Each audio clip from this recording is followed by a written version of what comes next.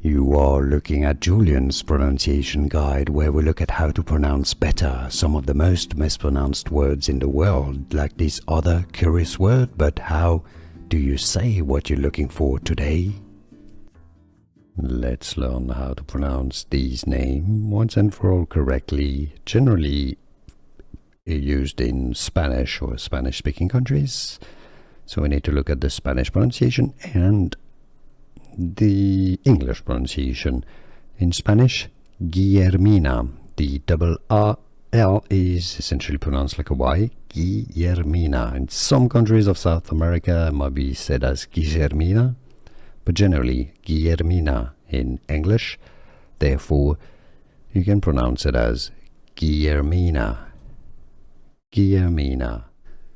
Here are more videos on how to pronounce more confusing words and names too many mispronounced. Like this video if you found it useful. I appreciate your support. I'll see you soon and thanks for watching.